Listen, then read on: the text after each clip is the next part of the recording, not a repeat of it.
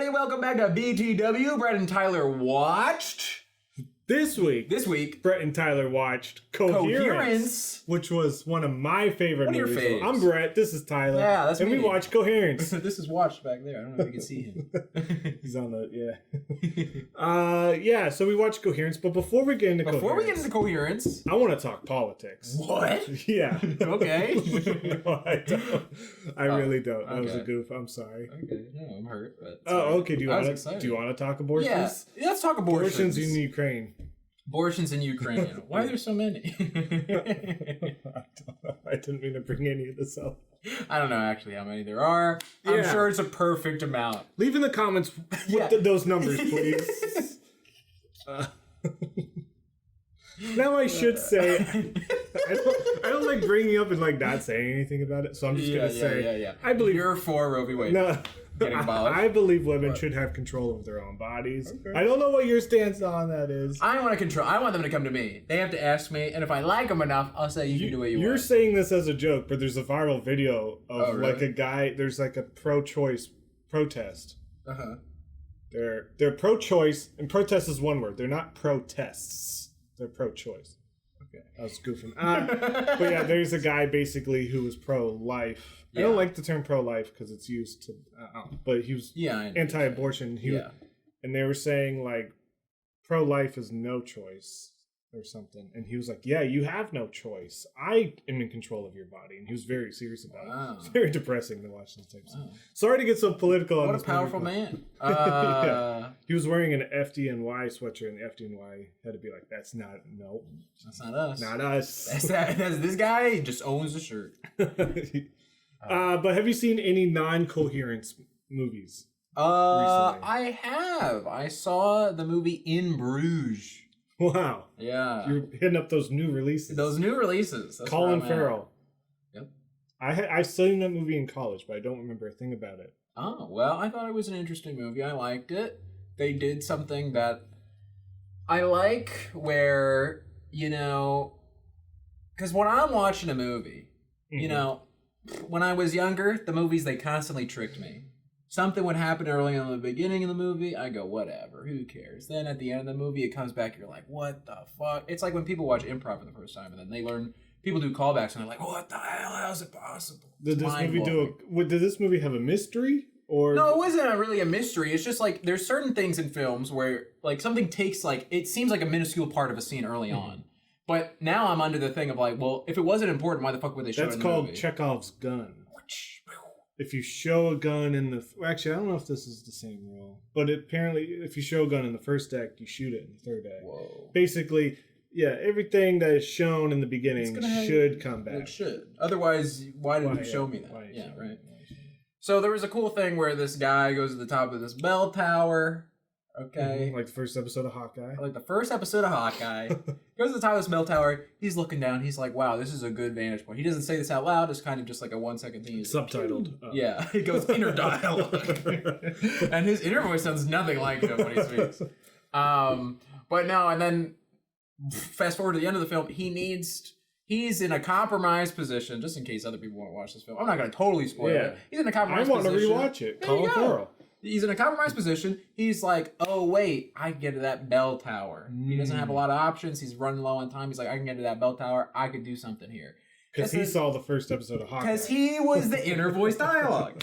And he gets up there, and then, when he was last up there, it was the daytime. Now it's nighttime, and it's all foggy, so he can't see. And so I just like when movies add a detail or like something like, it makes it more like real life, right? Where you have a good idea or whatever, like it logically makes sense, but you can't account for all factors. And so what you thought made sense doesn't actually work in this situation. I like that. So does he just go back down? Yeah. Oh, okay. That's fun. That's fun. I watched two, are you done talking about In Bruges? Yeah, sure. It's one of those movies you watch, like, film students watch. Like, this is a film movie. Yeah, I watched it because I was watching it with someone and they were like, this is one of my favorite movies. And I thought it was okay. I don't know if I would put it in faves. Did Dustin say it's one of his favorite movies? I don't know if Dustin said it was one of his favorite. The only one I still remember was Whiplash, but I haven't seen that movie either. Scott Pilgrim. And Scott Pilgrim, yeah, I forgot. I forget what other, I don't Which pay attention. considers a musical. No, he was debating me on that just because there's music in it, and I don't believe it. Well, if he's debating you, he's just devil's advocate. I don't think so. I think he was in the middle area of like I don't know where to stand, because I think Wikipedia considered it a musical just because there's musical moments in it. But it was tough because I was like, no, if they're actually playing like in the story, it's not like them expressing their feelings through song, where like in real life they're not. Yeah. Let's take Hairspray. Yeah, they're not about to take a test. Yeah, whatever. Every one I'm thinking of has both moments, because Hairspray, they are singing songs, but then there's also... But I think, you need both. Then there's also... Well, not every movie has both. Hold on. Well, not that you need both, but you need at least the one where you're singing about what's going on. I don't think they're ever actually singing. About what's going on? Yeah. Well, no. In the movie, they're singing just how they're feeling. Okay. And they're singing what they're saying to each other. That's good. But they're not... In the story, I don't think there's any actually singing. No one's like a singer. Or is at a rock show in Les Mis. No, I think that's fine. Yeah, I don't think you have to. I don't like High School Musical. They're not supposed to. But at the beginning, they're singing karaoke. So yes, they are singing. And there's an audition where they're singing a song. Whoa! Actually singing. Blowing my mind. And at the end of the movie, they're in the musical where they're actually singing. But when they're practicing for basketball, I doubt they're actually singing. Anyway, did you see any movies this week, Brett? I did. Neither of them have singing in them. Oh. One, I saw Sleepover. I don't know what that is. I don't know. Is it raunchy? No, it's a kid's movie. A teenage girl movie. Wow. Came out the same year as Mean Girls and feels like it's Mean Girls for slightly younger age. And Us at Night. It's Sleepover. It was, yeah. It took place all in one night, all in one, not one setting. But, what was I saying? Do we still have to be careful with this? No. Okay. I don't think so. I mean, this side's broken. Okay. The side my computer's on should be good. Nice. I was listening to a song. I can't remember what song it was. Okay. But should I list off every song I know until I get it? No, it was Freeze Frame by the... Hey, it worked! By the Jay Giles Band. Freeze Frame. So I was listening to that, and I was talking about how good it is on Rock Band, because whenever a song comes up, I go, this song's great on Rock Band. And Katie goes, no, this is from Sleepover. This is from Just Dance. And I guess it's one of Katie's favorite movies. Oh. So we watched it, and I was surprised. I mean, it's a dumb little teenage girl movie. It's a dumb little, because there's girls in it. It's gotta be stupid. I see what you're saying. But Katie sold me. She was like, it's the girl from Spy Kids. Lava Girl? No. Oh. It's the girl from Spy... Wait, is she Lava Girl? Isn't she both? Oh, is she? I don't know. Is she in both Robert Rodriguez movies? Maybe. I don't know. Now I'm confused. I felt like they're the same person, but maybe I'm just stupid. It could be. Okay. But I know her as the girl from Spy Kids. Nice. So that's how she sells it to me. Okay. I'm watching the movie. I see the girl from Spy Kids. I'm like, Katie, I'm in. You got me. Yeah. But then... they kill her off in the first act? No. But then in walks Evan Peters. And I was like, Katie, Evan Peters is in this movie. Yeah. And he's playing a really goofy character. And then they go home, and Jane Lynch is her mom. And then Jeff Garlin is her dad. And I'm like freaking out. I'm like, Katie, these are all famous people. Why didn't you list any of these people? She goes home? She does go home. It starts at school. Oh, and then she goes home, and then she talks to her parents about the sleepover that's going to happen. Whoa. And then in walks Steve Carell. And from The Office? Yeah. But it's like one of the smallest parts. This must have been before any of these people were like famous or something. And then there's like a mean girl in her gang. Whoa. Brie Larson's in the gang. Speaking of Scott Pilgrim. And I'm like, Katie, you didn't mention any of these people. You advertised it to me based off the Spy Kids. But it got you there. It did. It got you there. I guess. That's all you needed. I guess. And that movie had me laughing. Oh. I was surprised. Were you raffling? I was raffling. Were you rafflecoptering? What is that? Is that something? You're rolling so fast that you get airborne. No, I didn't do that. The movie has its issues. It has some weird lessons. I think a lot of YouTubers have done essays because there's a bigger girl of the group. Okay. And she's depressed because guys don't look at her. Gotcha. And one of the girls says, well, you like brownies, huh? And she's like, yes. And she's like, you just got to find a guy who also likes brownies. Okay. She basically said, you need to find a fat guy for you. Stop looking at the skinny guys. Look at the fat guy. And it was like, huh. You think you would have... I mean, to be fair, skinny guys can like brownies. Yes. So... But like what she should have said is, find someone who likes you for you, like, or something like. I don't know. How much is Brownie liking part of her personality? I don't know. This could still be good advice. But then in the movie, she meets a bigger guy. Oh. And she says, "Do you like brownies?" And he's like, "I can eat brownies all day." And it's like, yes, it's good that you both like eating brownies, but like you shouldn't just narrow your view to bigger people just because you're big. Like who you like. It's a bit of a bummer. And there's also no black people in it whatsoever. I guess it's an early 2000s movie. Yeah. Well, I mean, also if they're living in like a white neighborhood. Yeah, you know? It was very rich people. Very rich people, you know. But other than those issues, it had me rafflecopter. And then what more people I think would care about is I saw Doctor Strange in the multiverse. The multiverse of madness. I always thought it was and the multiverse. No. It's in. He's in it. He's in it. But he's really not. He was kind of like us with Michael Madsen. Yeah, he was in it. I don't know. I'm kind of conflicted on the movie. On Letterboxd. I haven't seen it yet. I gave it 4 stars, but the more I'm sounds like you liked it. The more I think I did like it, but the more I'm thinking about it, 3.5. I'm like, yeah, pull it back a little bit. I think I don't know. I don't know. It's Sam Raimi, director of Spider-Man. You're lucky though that you saw this before you saw Everything Everywhere All at Once. It would have spoiled this movie for you. You would have gave this movie a fucking 2-star. Oh, I thought you meant they talk about Doctor Strange. They don't shut the fuck up about it, bro. They get in the spoilers. They go, let's talk about the MCU. Yeah, I'm excited to see that movie. I did think, because my rule was I only see Marvel movies in theaters because to avoid spoilers. I was watching this movie in theaters thinking to myself, I think I'm done with MCU movies in theaters too. Whoa. Because I didn't have a great experience in the theater. You're so unlucky. No. See, here's the thing. The audience this time was perfect. Fine. Everyone quiet. Oof. Other than Stephen Strange. Spoiler, he's in the movie. This guy on the screen would shut the fuck up. Everyone in the audience would be so quiet. Then this fucker on the screen. I forget what line it was, but he like mentioned Thanos at some point. Okay. And was like, this happened when Thanos happened. I forget. But someone in the back just went, damn. Like I was like, it wasn't that big of a line. Holy. Wait a minute. I forget. I think someone was blaming Doctor Strange for Thanos or something like that when I feel like Doctor Strange was fighting pretty hard against Thanos, but could have done better. But someone was like, dang. And I don't know. So it wasn't that bad. What was bad about it? It's so hard to get into that without spoilers. Oh, okay. Well, no. I'm not talking about the movie. I'm talking about your movie. The movie watching experience. I get uncomfortable in seats. Okay. I'm a real squirmer. I'm a squirmy guy. I like to pause so I can pee. It's just, I mean, the sound wasn't super loud, which, I mean, this is Marvel's first horror movie, so maybe It's a horror movie?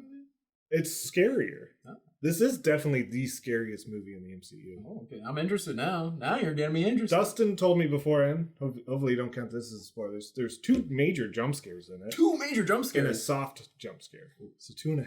Wow. I counted. But they weren't that bad because the sound was so quiet. But there's sometimes they were talking, I like barely could hear them. Yeah. I'm like, what's going on? And this, I don't know. I think I'm just done with theaters. But I'm trying to think of the next Marvel movie is Thor. I don't care. That one doesn't look that, appealing. Yeah, and I'm trying to think of the next movie where I'm like, oh, I have to see this in theaters. And I keep being like, I think it's worth it. Okay, maybe I'll see if there's a date for streaming. If there's nothing nearby, maybe I'll try to see it.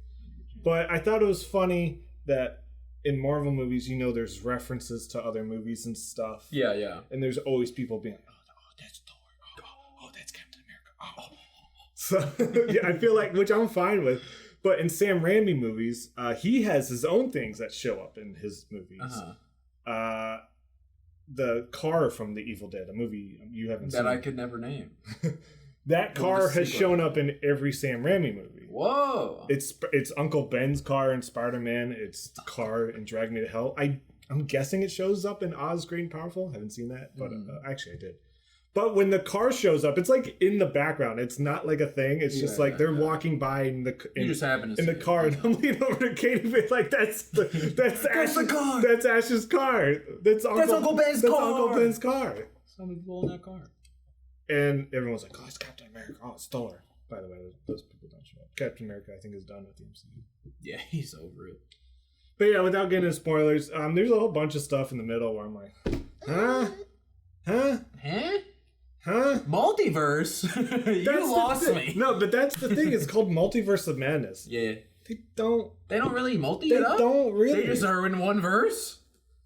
Maybe like 2 tops. It's a handful. But not enough to put it in a title. When it's called Multiverse of Madness, you're expecting. I think I'm expecting like things to be changing all the time. Like, oh no, I'm over here. Yeah. Oh no, I'm over here. Oh no. What a horrible watching experience. Just Doctor Strange. Just screaming for 3 hours. Yeah. Oh, that's fun. Anyway. So I don't want to spoil it, but his hair looks weird all the time. There's one flashback in the movie where he's like Doctor Strange. He's just a doctor. He's just Doctor Strange. And he had normal hair. Why can't he I feel like he's wearing a wig or something. Because he's got powers. It's weird. You get weird hair when you get powers. Yeah. Okay, that's the end of Doctor Strange. Bye. Should we get into this week's movie? No. Okay. See ya. Bye. No, we'll get into it. No, so I do want to talk about Coherence, which is my favorite movie of all time. Before we discuss it. You know what was so fun? No, wait, before? Before we discuss it. If you have not seen this movie, I urge you to not listen to this. Shut up. Shut your ears up. I think we're gonna skip non-spoiler talk. We're gonna be talking freely. This movie is kind of a mystery. There's stuff going on, and I think it is best when you watch it blind. Yeah. Though I watched the trailer today, and I didn't think the trailer gave away too much. But I didn't even see the trailer. You told me to go in blind. But yeah. I didn't even look up any. I just made sure this was the right movie. I was like, if there's no other movie called Coherence, right? I'm not going to watch the wrong movie. Honestly, I think this movie deserves you going blind. I think you should rewatch it. What? I think you should learn about the movie and watch it for a third time. Whoa. Because I love this movie so much. So please, I urge you to, if you haven't seen the movie, go watch it. It's on Amazon Prime. Yeah. And even then, you can rent it for like $2 on Vudu and other stuff like that. Go watch it. It's worth it. So, see you next time. Okay. For everyone who's seen it. Yes. Or is too dumb. Too dumb to understand movies. Or so dumb they continue to watch it. Yes, Coherence, my favorite movie of all time. You were going to say something. I was going to say, after watching it, while watching it, I could see why it's one of your faves. Because I've heard you talk about how much you like Cloverfield.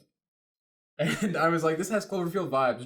Just in the sense of like everyone's together and they don't know what the fuck is going on. And it looks slightly found footage, even though it's not. Sure. Yeah. But I mean, if you get into the making of it, there's a big reason why it looks like that.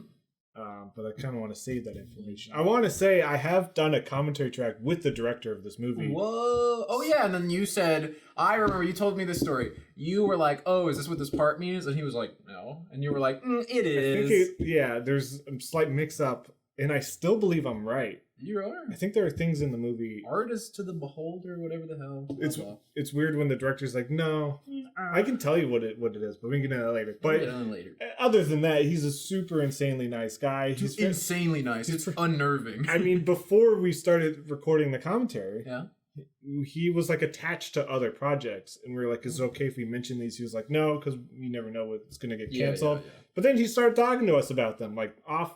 And it was pretty cool. He also said Joseph Gordon-Levitt's a good guy. Wow. That's good. He worked with him on something. But we're talking about the guy who wrote Rango and directed the Rango video game. What? Yes. This is a big man. And he did the art direction for Pirates of the Caribbean. Which one? I believe first 3, maybe just the first one. Those are the good ones. The woman who plays Lori in Coherence is in Pirates of the Caribbean and slaps Jack Sparrow at one point. Pretty short scene, but she's in there. But Coherence. Yeah, so what did you feel about this movie? What did I feel about this movie? No, I liked it. I don't think it's my favorite movie. It does not jump to favorite. I liked it. I thought, going through the movie again, I like when I'm watching a movie, I like to pick up on the things. When the 2 boys first came back, I was like, I was about to say, how much did you pick up on? When did you kind of figure out what was going on? Well, I mean, I feel like I picked up on it pretty early, But then it was just the thing of like, and then they kind of explained, they're like, oh, this is probably what's happening. When I picked up, like, as soon as there's so many funny things about this movie, but like, I think it works. But like, again, when like, she's talking and then her phone screen shatters. I find that a little silly. I'm like, okay, whatever. But then she is like, it's the comet, guys. It's the comet. She's freaked out about it.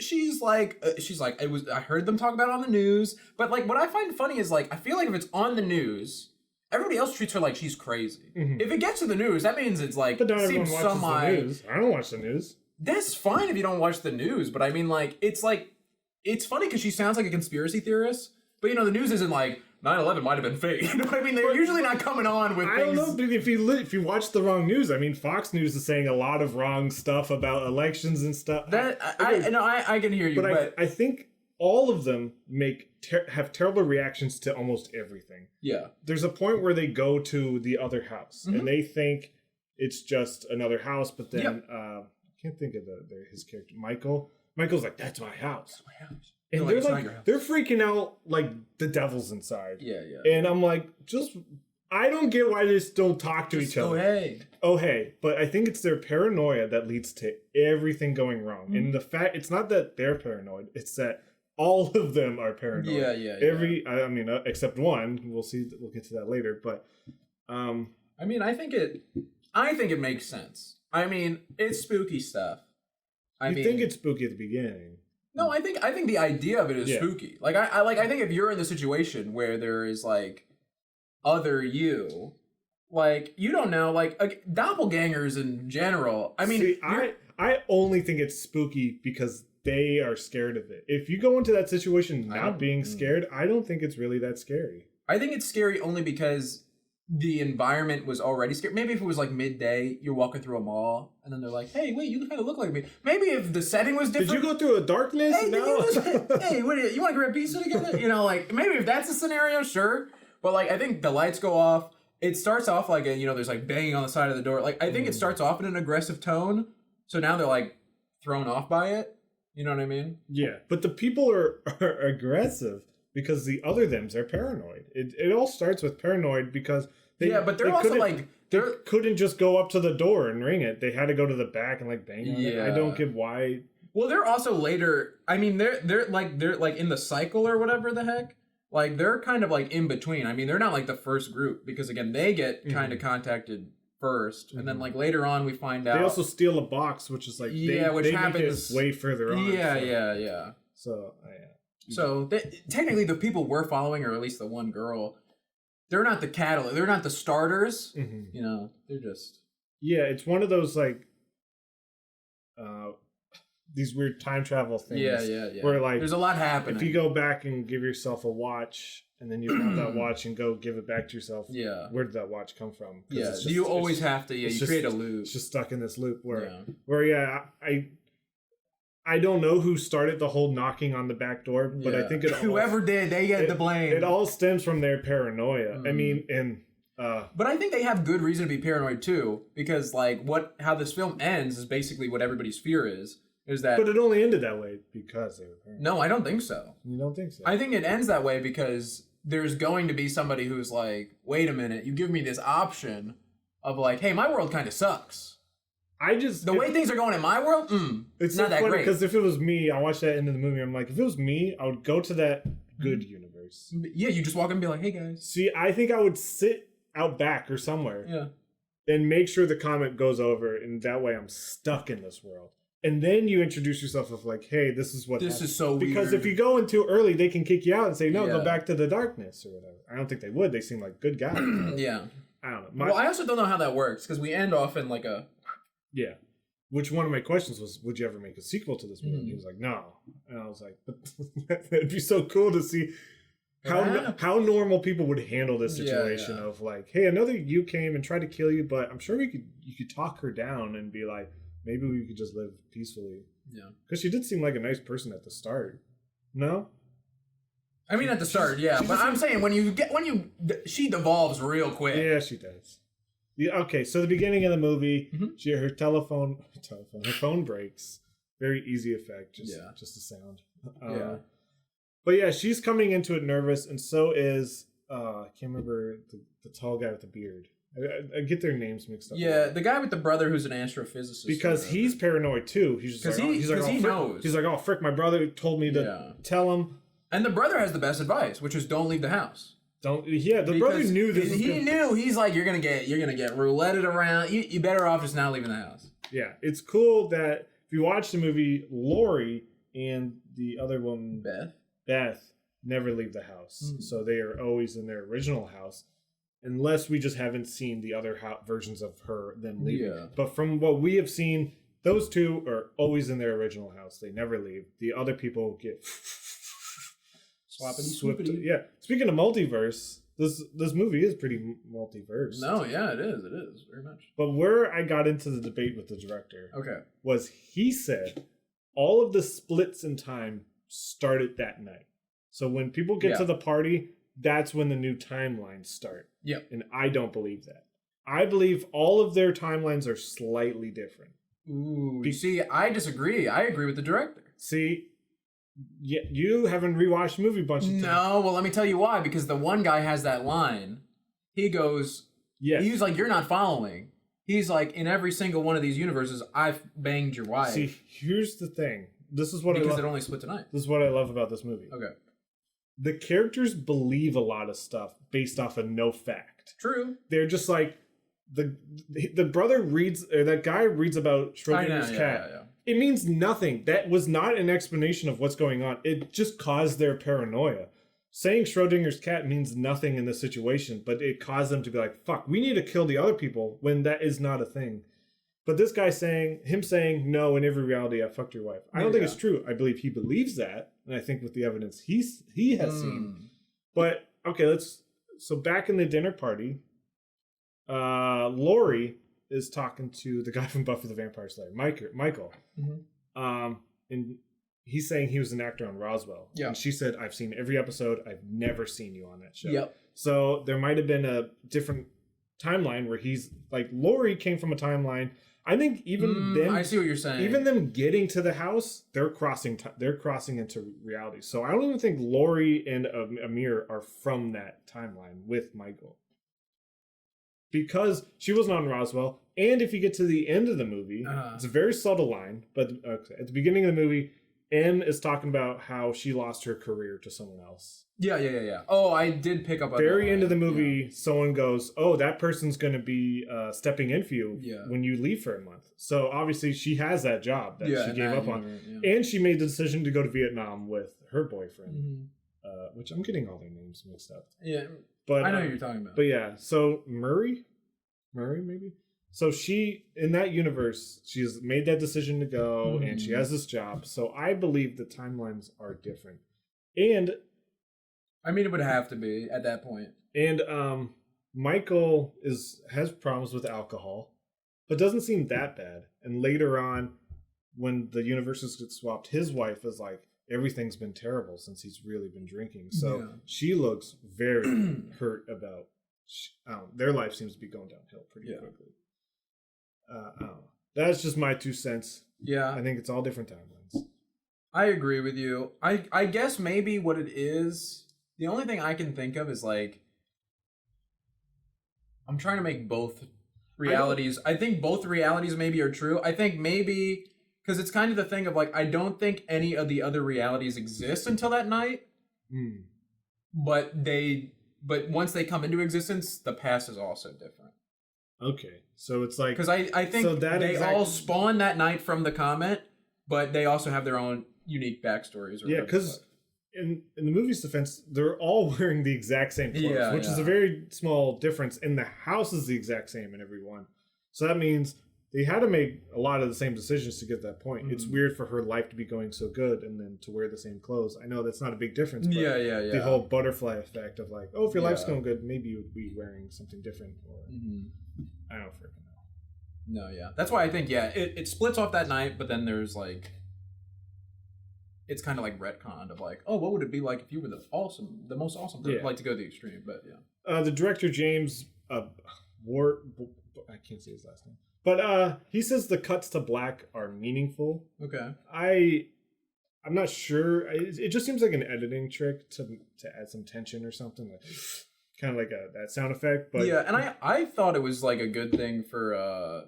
because it happens a lot more in the beginning, and I think that's just more so like we're jumping like I feel like it makes it seem more like a regular atmosphere where it's like a party where it's like okay, then they talked about boring shit for like 20 minutes, so let's skip to like what we need to know. I was gonna tell you, but I couldn't tell you in good conscience. I was gonna say you should probably rewatch this because all the stuff they talk about at the beginning comes back, at least not like majorly, but almost all of it is important. And it's even crazier when we get into the making of the movie. But just like her saying, "Oh, I like this vase," and she's like, "Where'd you get this?" And it was at a thrift shop. They have that exact conversation later, and that clues M on being like, "Fuck, they've already had that conversation. I'm in the wrong house." So it was like one of those like. Yeah, I noticed she had a reaction to it, but I was like, huh, that's weird. It's because they said the exact same thing at the beginning of the movie, and that's when she was putting all the pieces together of like, I didn't come back to the right house. Yeah. And then they show like a broken glass. They're like, when did that break? And later in the movie, it's fixed. That's just another clue that they're not in that same house. Yeah, stuff like that. The one thing I didn't understand is there's one scene, maybe you can explain it. There's one scene where Beth, I remember her name. Skype. She works for Skype. Oh, maybe I'm thinking of the wrong person. Oh. Maybe you're thinking. Oh yeah. Beth is like the older one. Yeah, I forget I just forget all the names. Yeah. Skype girl. Beth the older. Beth the older door to one. nowhere girl. The ketamine girl. She is interacting with the ketamine in one scene where she's like sucking it out in like a vial or something, and I'm like, or like a syringe, and I'm like, what's going on? Well, here? they're just gonna drip it into some water. Oh, okay. Because like it was like a really like. It looked like it was good. It looked like she was gonna like. Yeah, because that does come in. I think they just set that up to show M use it later on because she uses it at the end to drug. She puts herself to sleep. Yeah. She puts other her to sleep with it. I think they just wanted to show her use it that way. When M uses it, what was her plan? Like, I feel like you got to go the full. You'd have to murder her. Yeah, but I mean, like, she's taking her sweet time. Like, why knock her out, leave her in the trunk, and then again, like, I don't even feel like she's like dead in the bathroom, like where she like clonks her once in the head and is like, "Oh, you can sleep here tonight." I mean, she's just freaking out. I guess she's not good at this. She's not a killer, and I don't know. I just feel like if you've made the choice of like, I'm going to take this person, like you've already committed pretty hard. It's hard. I wish the darkness was more defined because then she could have just tried to throw her. Yeah, in the like darkness. roll the car, like yeah. See ya. Hey, my car's gone. Yeah. It is also crazy to me that no other universes have collided with them yet. Like they haven't had any notes on their door. They just are perfectly happy. Yeah, I was thinking about that, and then I was like, well, one, I was wondering if the movie was going to do that, like a twist thing, because kind of like a grass screener on the other side where they all look like happy and nice or whatever, but then like once she gets in there, she finds out these people are like fucked up or something, or maybe something that she just wasn't expecting of like maybe they're all super happy or whatever, but like all the couples are like switched around where like her boyfriend's like actually like gay and like with somebody else, and she's like, no, what the heck? You should watch. I can't remember if it's VHS 2 or VHS 3. It's like a series of found footage shorts. And there's one where it's a scientist in his basement. He's creating this like door and he's like, oh my God, I'm going to create this door. And he opens it. Yeah. And it's another him who's created the door. So he made a pathway to a multiverse, I guess. And he's just like, they're all waving. He's like, oh my God, we did it. And so then they casually swap universes and they're just like with their camera, like exploring the new universe. And he sees like his wife and he's like, I'm going to go fuck my other wife. And then like her like vagina opens up with teeth and stuff and starts clawing at him. And then in the other universe, he has like a weird monster dick and he's like eating his wife. And you find out and there's a bunch of crosses upside down. So I guess in the other universe, like they were all Satanists, or something. It was weird. But that seemed like your grass is greener. Go watch VHS 2 or 3. Okay. I don't like those movies at all. They're way too scary for me. The third one's terrible, but the second one's terrifying. The first one's terrifying. But Coherence. I really enjoy. I think maybe because at the end of the movie she was traveling for a while. That's what they were kind of showing with the montage. Yeah, she really had to go out to the outskirts. Like she had to walk. Oh yeah, well that's what I was thinking. I was like, when the guy does like little math on his phone, I'm like, this is also like the number is like going to be way bigger than like what he gets because he's like calculating based off like. I think he was calculating how random the dice rolls are. Okay. Because they were trying to create that password. Well, I feel like it was also well, maybe you're right. I'm pretty sure he was proving like, yeah, this is how random I think that's all he was doing. And it was to show he was using the phone. Which I have a problem with that too. So they have a picture of themselves and they're going to use a dice to randomize the number. But they have 5 dice. Roll all 5 and get a bigger number, right? It would make his 5 million random things even bigger. I'm like, don't roll a 1 through 6. Roll all 5 dice and get a huge number and then write that down. That was my small thing. And then also Amir took the picture in the exact same spot. I know, and he was like, look, it's different. I was like, go to a different side of the house. I was like, this picture is not different at all. No. Or you don't even need a picture. I don't know why all 6 of them or all 8 of them needed pictures. Yeah, like I feel like you could figure out who's who. Yeah, you can. If everyone has a picture of themselves, and then you're like, I couldn't find one, but here's a cactus. We'd be like, oh, cactus represents. Yeah, and maybe put a number on the back of that. Yeah, they could have figured something else out, but yeah, I thought that was cool. The part where I really started liking it was again when. So you hated it for a little bit. No, I didn't hate it, but I was like, okay, like they got me in like it. I felt like it started a little slow because not a lot's happening. They're setting us up, right? But I think it works for the film. I think again, I felt like the dialogue and stuff was very natural. I think they nailed that. There's a reason why it felt natural. I'll tell you that much. Does he just talk? There's no script for this movie. Perfect. No script. Yeah, it felt very improv when I was watching it. But when we got to the part where it's like, oh, they have the red glow sticks or whatever. I was like, okay, already suspected that or whatever. So I was like, okay, blah, blah, blah. But then what really got me is when like they were like, oh, but there's like way more than just the 2. Yeah. When you find out with like people's numbers are like, oh, but this was written in green. When she pulls the green out, that's a huge moment. That's cool. When they pull their red glow sticks out, you're kind of like, oh, okay. And then when they come back and he has a different Band-Aid. Yeah, and you're like, okay. But then, when she sees the green, you're like, oh, fuck, there's a third. You're like, what the heck? You think it's third, and then he goes, oh, there's 4 pieces of paper. Also, like, I thought it was, like,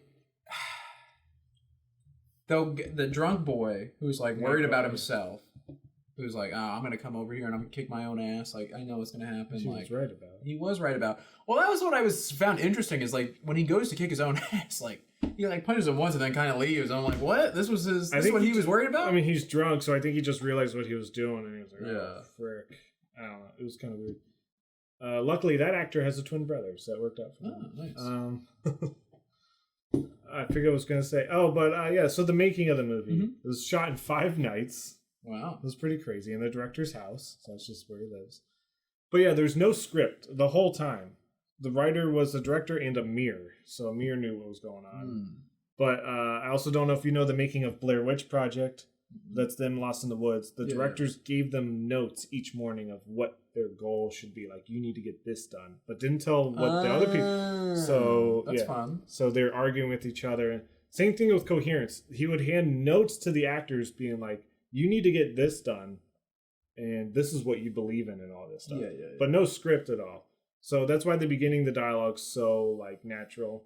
There's a point where she's like, my phone's broken, and he goes, do you have insurance for it? And she kind of goes, I don't. I feel like that's her being like, I wasn't expecting this question. And she's like, I don't know, and puts the phone away. I thought that was kind of funny. But so M is like actually putting the puzzle together in real life. She talks about on the commentary track how exciting it, not mine, the actual movies, how exciting it was, because the movie is just watching her literally try to figure out this puzzle. There's a couple things that were like ruining for them, because Murray, he had to like write 2 notes and stuff like that, and she had to write all of the stuff in her handwriting. So they know some stuff, but then putting the puzzle back together is really interesting in my opinion. It is fun.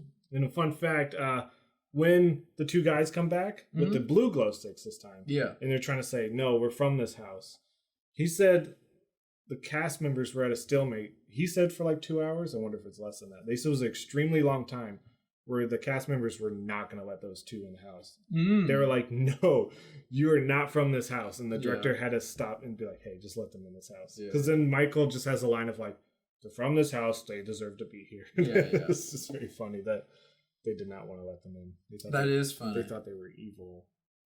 That's funny that they think they were evil when like in reality, we know that the first boys were not quote unquote evil, but not from the house. It is funny that I don't think anyone's evil. I just think it's cool how much their paranoia gets to them. And they just think... The lady we're following is evil. I guess. I think they just automatically think the other team is evil, so we have to retaliate. Well, I think she kind of like realizes that Michael's right, where he was like, well, what if we're so worried about the other ones being bad, like, what if we're the bad ones or whatever? Yeah. And I feel like she kind of embraces that. She goes, you know what, I am the bad one. It is kind of funny, but they've swapped houses so many times in groups that it just seems like they're bad people in general, and that only one version of them is them being good. Yeah. Where, like, probably deep down, they're all probably not great people. Yeah. Or at least just super paranoid. I don't know. Yeah, not good in a crisis, maybe. Not good in crisis, yeah. Especially Lori, because when Michael gets hit and Lori's down there and Beth, like, bleeds on her. Oh, yeah. And she, like, freaks out, starts taking off her clothes. It's like, all right, lady. I know she hates Beth, but that was a bit too much. I felt like she just wanted to get naked in front of her. In front of Murray. Yeah, I don't know. I just really enjoyed this movie. And I think it's a cool puzzle. And when you're watching it, you don't totally know. I think it's pretty easy to clue in. But when you get the note on the door that he's writing, you're like, oh, it's a time... like, you kind of think, is this time travel? Like, are they going, like... The only part where I felt like maybe... but I don't blame her for not talking, because the main person's M, right? Yeah. The only part where I'm like... she gets the ring from her car, and then she's talking to her boyfriend, and then we kind of figure out, oh, he's from a different universe, because he's like, what are you talking about? Because he doesn't recognize, Yeah, he's like, what? Like, oh, yeah, because she's like, we just checked the car, like, and then he's like, what car? Like, what are you talking about? Blah, blah, blah. The only thing there is, like, they could have had a conversation, but he becomes, he becomes scary because he's not saying, he gets blank face. I think it's just, if they weren't so paranoid, they could have just said, so what's your deal? What's your house like? Yeah. What's going on in your house? And they could have just had a normal conversation of like... I mean, even the people who come in undercover, they're so like... I don't think they were purposely coming in undercover. They were just coming back to a house, and then they... So if they come back to the house, and then when the other group goes and comes back, they're like, the other house had red glow sticks. You can see it in Amir's face and the tall guy's face. You can see, if you watch them in the background, they're like, red, like, because they're blaming the other group for having red glow sticks. You can see them being like, oh shit, like they think the bad guys have red glow sticks, and they know they have red glow sticks. And you can see Amir look at the red box being shut. So they thought they went back to the original house, and then slowly figured out, oh, we're in the wrong house. I just think it's really cool. It is a big bummer that they're all not just like nice and they don't talk to each other. But then that'd be probably boring, less interesting movie, movie of like, hey, what's your universe like? Yeah. It's basically the same except there's one minor difference. Yeah. So it's not your favorite movie of all time. No, not my favorite movie of all time. Wow. Sorry, Brent. It's mine. I think it looks really cool. Sadly, Emily Foxler, who plays M, she doesn't act anymore. I thought at least not to my knowledge. I follow her on Instagram. She looks like a real mom. Real mom? Which moms can act too. But she just looks like she went full-time mom, which I guess is great. Yeah. But it's a bummer. I thought she was really great in this. I honestly think the whole cast is pretty great in this. Some of them act still, some of them don't. But I thought it was funny that she doesn't act anymore and she played a leading role in the movie. Yeah, I think I would probably give this movie like 4 stars. Wow. Kept me engaged. How many comments? How many comments? Yeah. That's a good question. 1. Because there's only the one. They bring up like 3. They do bring up 3.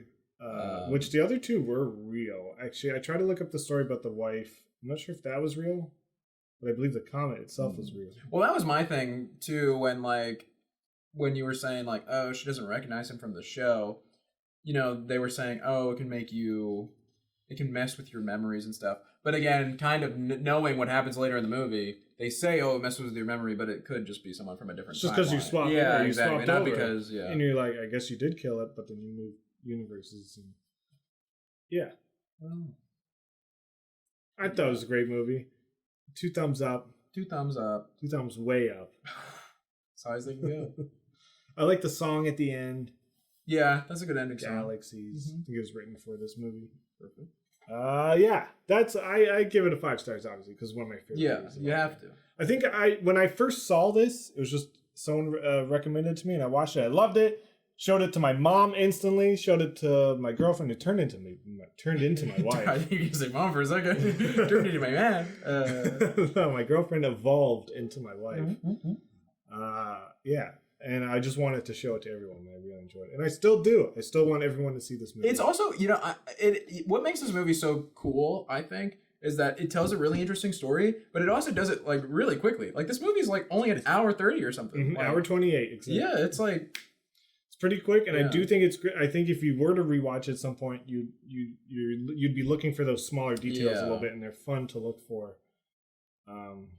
But I do think it's fun to watch with people, to be like, oh, what do you think is going on? They do get pretty quick to be like, oh, there's other universes, but the beginning with the door and the power going off, you're like, oh no, and then you're like, oh, maybe it's just another them who's trying to kill. I just really like the idea where they're like, yeah, that house 2 blocks up the street. You know, their lights are on. Like, the concept of a generator is, like, bewildering to Beth. But they also have a generator. No, I understand. But, like, Beth is like, no, that's magic. Like, Beth is like, that's freaky that they have lights on. It's so weird that, she has a huge problem with it already. But then they have a generator and she doesn't freak out. It makes no sense. That's very funny. I do think they set up early on that this might be creepy, because they show that picture of that girl's sister. Her doing that weird thing. I don't know what she's doing. She has her hair in front. She's making a mustache. Oh, is that? She got long hair. It and looks she's making creepy a mustache. to me.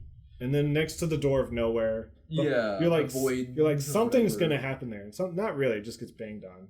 I guess. Yeah, it just gets banged on, and then it's kind of like they go out at the end to show that only the good people go out, I guess. Well, no, she comes in through it. That's what I thought it was. That she comes in, they're like, why'd you come through that door? Oh, yeah. But then she takes the whole group out of there, and they look at the sky, and they're like, oh, yeah, we never come out here. There's a reason. There's a reason. There's a reason. You get hit with toilet tops. Yeah. What do you call that? A lid? I don't know. Toilet lid. Yeah. I think it's great. I think everyone should watch. If you listen to this and you haven't seen it, you're dumb. I think the director has commentary on it. We have a commentary. Eric Striffler from Pretty Much It did a commentary. Yeah. Sure more. Exist, etc. I'm sure. But listen to those, especially Eric's, because he has my boy Jacob on there, and I'm a Jacob fan for life. They had a falling out, so it's funny. It's funny to pick Team Jacob. I know you're a big Pretty Much It fan. What's your favorite one of his videos? Ooh, probably the first one. The first one? Back in what, 2010? Yeah, I'm an OG. Wow. Yeah. Old school. Old school. So which out of the three, who are you more of a fan of? That depends. Depends on what? Who they are. Well, there's Eric, Mike, and Jake. Ooh, not Jacob, but Jake. Yeah. There's Jake and then Jacob. I think I like Eric. Wow.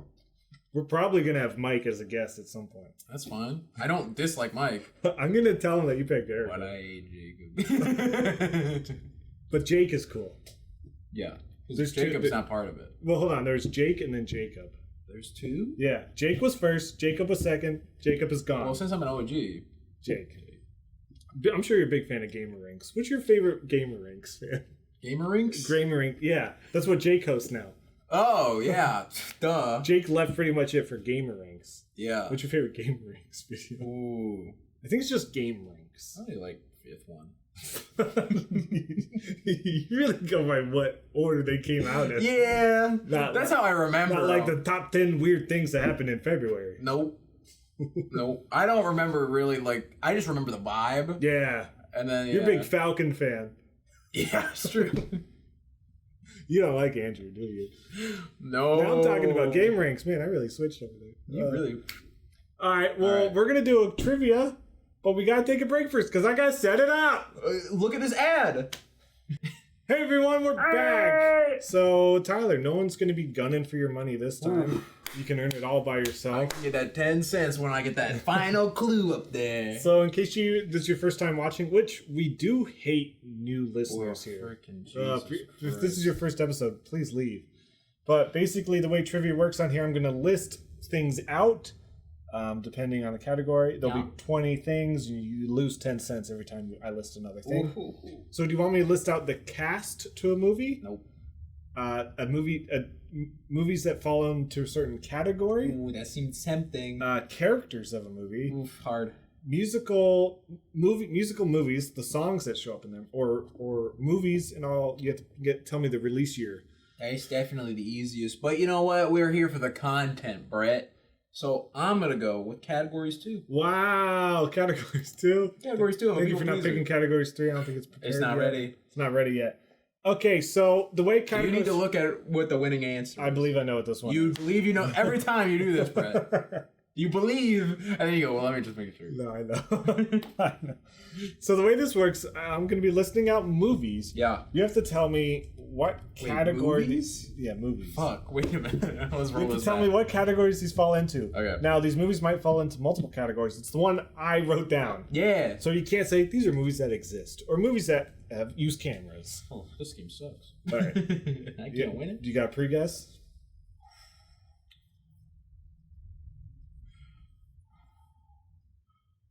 Movies with clouds. I'm assuming all these do, but it's not what I was going for. Shit. So for $2, Okay. Titanic. Ooh. There's definitely clouds in Titanic. Movies with unnecessary death. Not what I was going for. For $1.90, A Night at the Roxbury. Ooh, movies that take place at night. Titanic has some day scenes. Yeah, but it does not take place at night either. Night at the Roxbury has day scenes. I'm not saying that. I didn't say movies with anti-day scenes, with no day scenes. Did I say that? Brett, you are tearing us apart. Anti-day scenes. Hey, on this film set, we're anti-day scenes. Okay, that's not what I was going for. For $1.80, we have Airplane. Oof. Oh, wait, I gotta think. There are night scenes, and there's clouds, I'm assuming, in all 3 of these movies. So far, you're right. Mm-hmm. You're just not correct.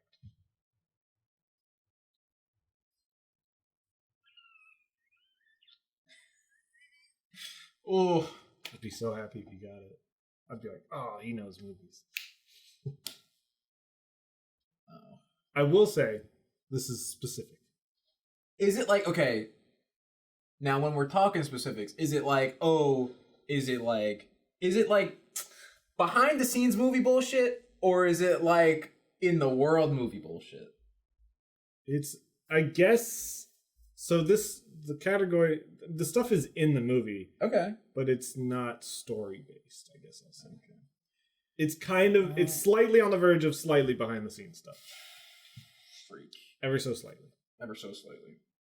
I don't know. You'll have to fight me on it when you see what the category is. Okay. All right, you got to guess? I'm just going to say, right now I'm thinking movies with big transportation vehicles. What transportation? Have you seen Night at the Roxbury? They must be in a limo at one point, right? Oh, you're right. They must be. They must be. I haven't seen it, but it seems like the movie where they be in a limo. Yeah, you're right about that. I know they have a big cell phone. Okay, so for $1.70, we have The Abyss. Ooh, scary. Which has a huge vessel, the submarine. Mm. So though I don't know how many, I guess some clouds might be at the end of that movie. Movies with catastrophes? No, that's a good guess though. Mm. I will say 2 James Cameron movies on here. Mm. That helps. Movies that lead up to Avatar. These all lead up to it. For $1, you need to watch all of $1.60. Did you see that trailer for Avatar 2? No.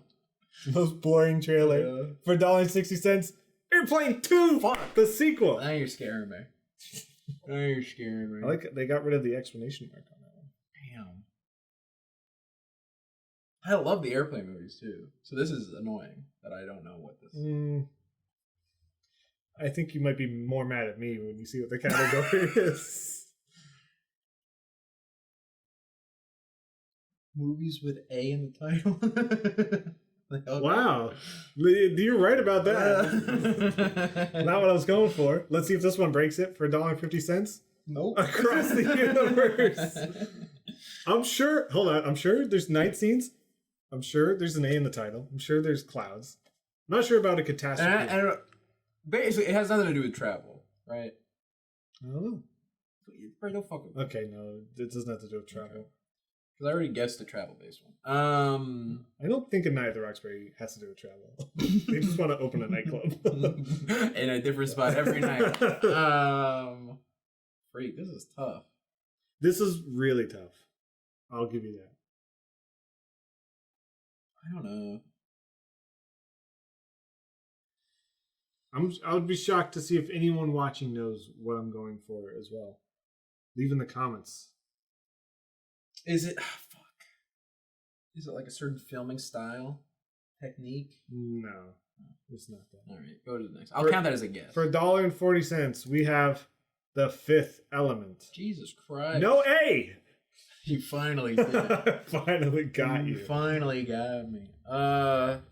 Though definitely a big vessel in that. They go on a cruise ship in space. I haven't seen this movie. I'm sure there's clouds. Isn't there a singing alien lady? There is. She's doing like weird opera like that. That's fun. Movies with weird opera. Oh, damn, I get it. I don't know. Go to the next one. I feel like anything I'm thinking is not it. It's funny, yeah. I think when the more movies there, it's the harder it gets. Yeah. Yeah.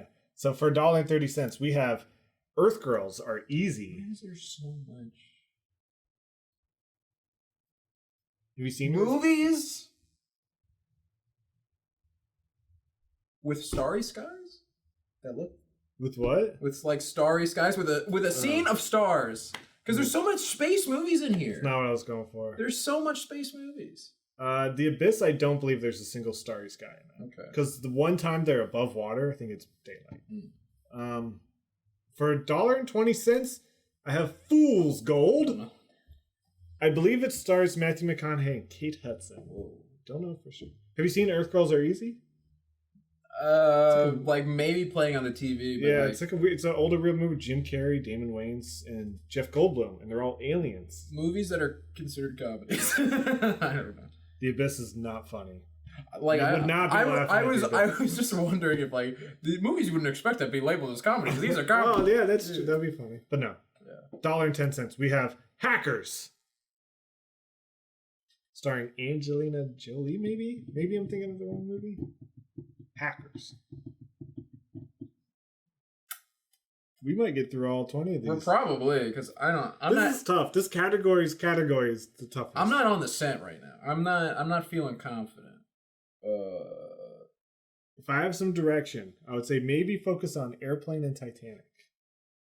What is linking those? The problem is I also haven't seen Titanic. You haven't seen Titanic?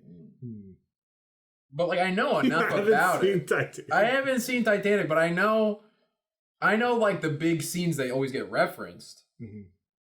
So would that help me? I think so, yes. Knowing one of those scenes? Yeah. I believe so. Movies with violins? Is there a violin in Airplane? I don't know. I can't remember that whole movie. For $1, we have The Diving Bell and the Butterfly. Oh, movies with captains? Whoa, you might be right. I'm not sure about Fool's Gold. I believe they are on a boat. I don't know about Hackers. That's not what I was going for. Shit. For 90. Is that closer though? No. Fuck. That's further. Further from something. I don't know. For 90 cents, we have Doc Hollywood. Never seen it, but it came up in my research.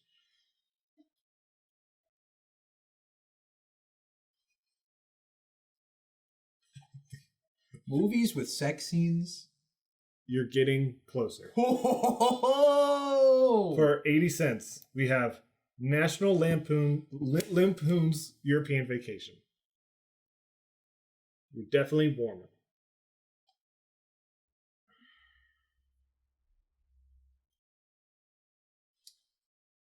Because now I'm thinking, in Airplane, there's a famous scene. The famous scene where they have to blow up the automatic pilot. Yeah. Otto. That's his name? Yes. Does that have anything to do with this? Otto shows up in all of these movies. No, I'm saying, you said sex was close. Yeah. Now I'm trying to think. Forget Otto. Forget Otto. Get Otto out of here. Movies with boobs? You are really hot. God dang! You are like burning hot. That is, I will say, that is in the title of the category, but you're missing another key element. And butts? Okay, for 70 cents, we have Nell. Well, I don't know what that is. It's in the title. Yes, boobs is a part of it. Oh, God damn it. This is going to be like the fucking sequel bullshit. This is going to be like... I think so. So I'm never going to get it. I don't know. There's something about Titanic and Airplane that Boobs, Titanic, airplane. I can't remember. I can't remember the boobs in Airplane. And since I've never seen Titanic. To show for a second, there's like jiggling jello on a plate because we're talking about the turbulence. Oh, yeah. And then you just see a girl with no shirt jiggling, her boobs are jiggling. So, movies with boobs that show up for less than a second? You're probably right, but not what I was looking for. Okay. Critters 2 for 60 cents. So boobs show up, I'm assuming for a little bit. Not a long time. They make a cameo appearance. Movies with famous boobs? I don't think top actresses. Yeah, I don't think we know whose boobs they are. Airplane. So for 50 cents, none of these are going to help. Yeah. As good as it gets. Now it just comes down to figuring out quickly. Yeah, quickly. What the? Because Is it and boobs? These are blank movies with boobs. Blank movies with boobs. Oh. Oh no! Now I'm feeling further away.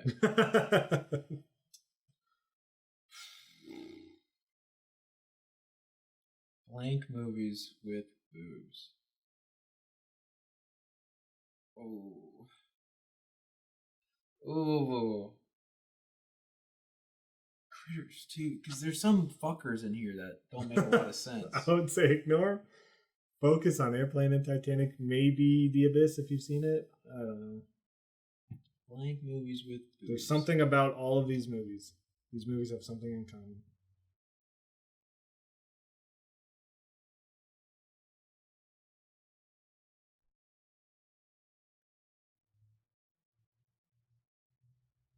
But the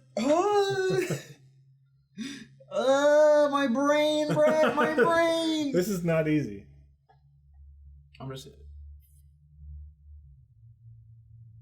ship movies. No. So for 40 cents, we have La Bamba. This is awful. This is torture. What do all of these movies have in common? Yes, they have boobs in them. Yes, but they have something else in common.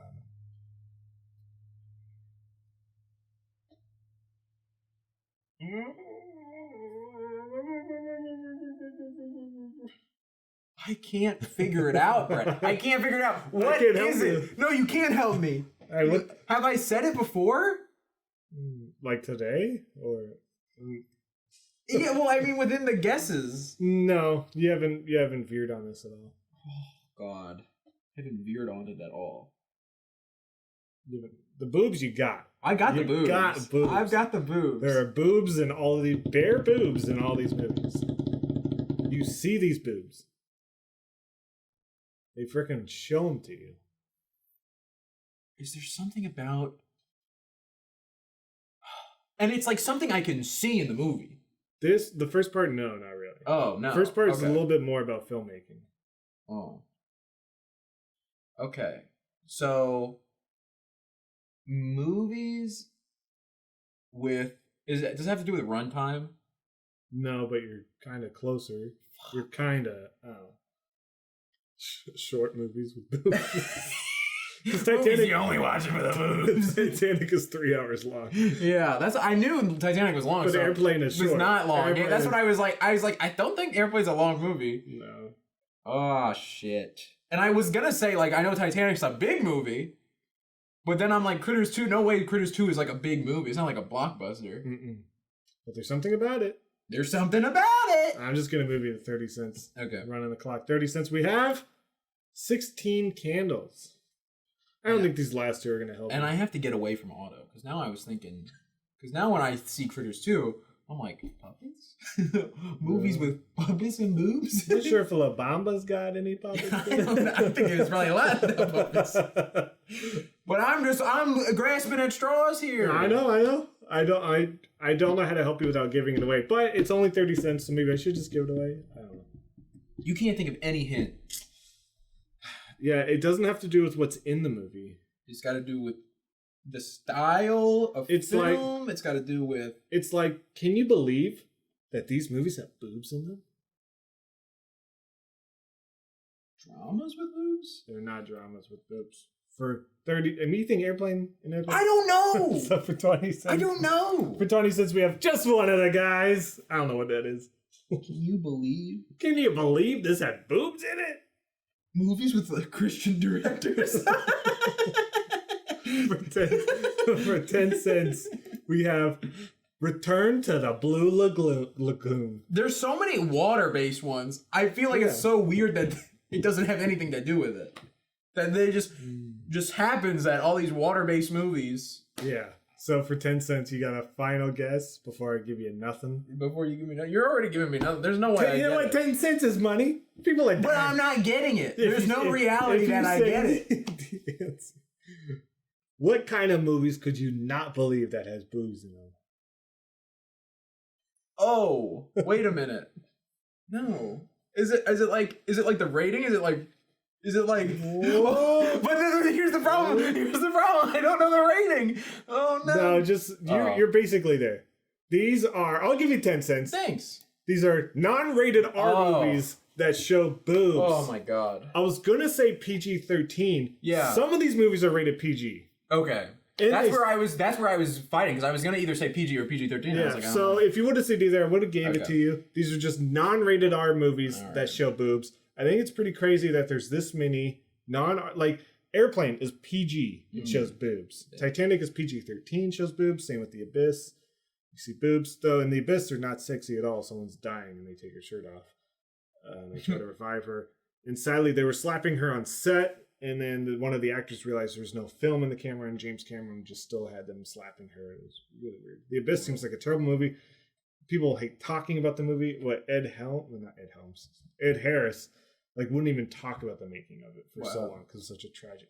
But I'll send you 10 cents your way. Hey, I'll take it. That was tough. This is a tough category. Yeah, no. I was surprised. It's more impressive that I got on the boobs train before anything to do with really movies. Show boobs. Titanic is like famous for being a PG-13 movie that shows, technically it only shows boob. So you do see a drawing of the boobs. Yeah. This is for the teenage boys. Guys, if your parents told you that you can't watch rated R movies and you're still itching to see some nips. The cheat sheet. This is the cheat sheet. Look at this. Go watch La Bamba and Nell. Whatever Nell is. I don't know what Nell is. But yeah. That's where you'll go if you see these boobs. Straight to Nell. So that's Coherence. That's Coherence! Coherence? There was no boobs. No boobs. I believe it's rated R. Is it? I think they curse.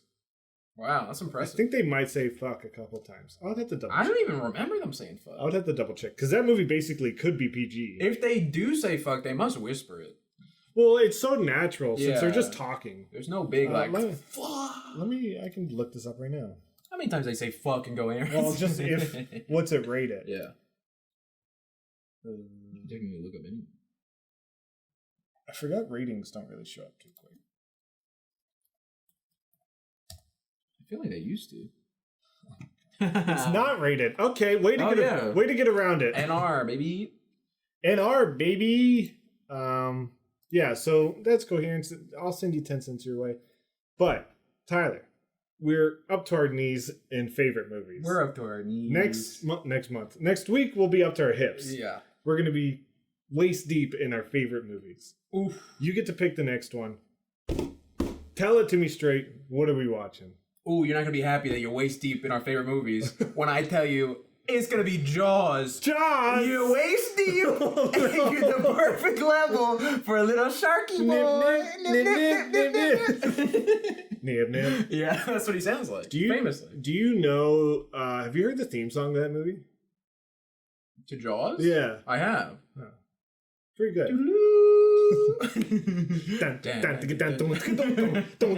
Jaws. Hey, Jaws, get out of that. Jaws. Yeah, I think I've only seen this movie once. I don't remember liking it that much. Wow, you're going to love it. It's one of these like classic movies you're gonna love it. I don't like. You're going to love it. So next week, we're watching Jaws. We went from one of the best movies to one of the oldest movies. It's in black and white and no one talks. Steven Spielberg, his first movie. Steven Spielberg! This movie created the blockbuster. It did. And then Star Wars. And it made people throw up because it was so graphic at the time. They went, oh. Remember when people were saying about Hostel? No, I don't remember that. I remember what they said about Jaws. That's why I brought that up. You remember? I remember when I was walking down the street in 1970. 1970. No, not. It might have been 1975. Yeah, because Star Wars came out in 77. Yeah, and I just was turned 70 years old. Wow. You're Benjamin Budding? Yeah. Wow. I can't. It sucks that you're going to be a baby soon. Oof. Nope. I just keep rubber banding back and forth. Oh. I Benjamin Button up until like 18, then I go back up again, then I go back down again. I'm immortal. That's cool. Yeah. I don't care. It's not that interesting. I might cut that out of the podcast. Yeah. The listeners are not gonna like that. Yeah, no, that makes sense. Wait, it's just kind of boring. Nobody cares when I bring it up. It's impressive. You're not the first one to say this. I mean, it's like saying, yeah, I do accounting. No joke. I hired a therapist. I can talk about everything except that. They go, snooze fest. Yeah, the therapist just says, get the fuck out if I bring it up. I tuned out. I wasn't listening. Were you still talking about that boring immortal thing? No, I was talking about my favorite type of cheese puff. Right? What? Tell me. The balls. Yeah! All right. We'll let you guys go. We'll free you from this. We'll let you out of jail. You can finally get out of here. Just make sure you tune in next week. We're talking Jaws. We're talking Jaws. We're talking Jaws without Jaws. Without Jaws. See you next time. Bye. Bye. Bye.